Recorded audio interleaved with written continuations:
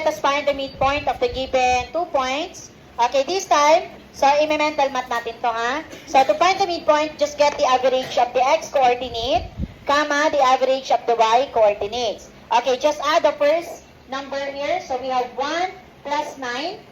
Okay, 10. Then divide your answer by 2. 10 divided by 2. Okay, 5. Okay, the second, the y coordinates na tayo.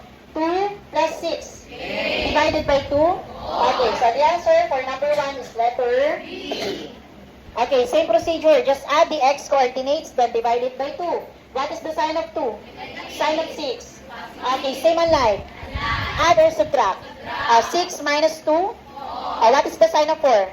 Positive because 6 is positive. Then 4 divided by 2. 2. Okay, proceed tayo. 3 plus 7 divided by 2. Okay, the answer is letter B.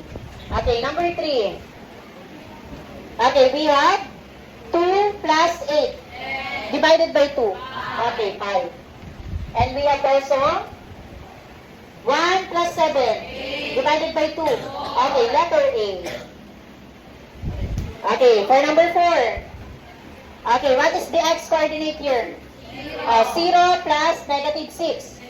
Negative 6 divided by 2.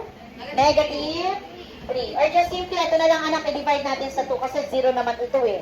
Negative 6 divided by 2, negative 3. 8 divided by 2. Okay, therefore the answer is letter C. And for the last number, number 5. Okay, what is the sign of 8? Sign of 2. Both negative, addition of integers. Add or subtract? Add, very good. 8 plus 2. 10, what is the sign of 10? Negative because copy the sign of 2, the 2 numbers. So negative 10 divided by 2. Negative 5. And next, 3 plus 3 divided by 2. Okay, therefore the answer is letter B.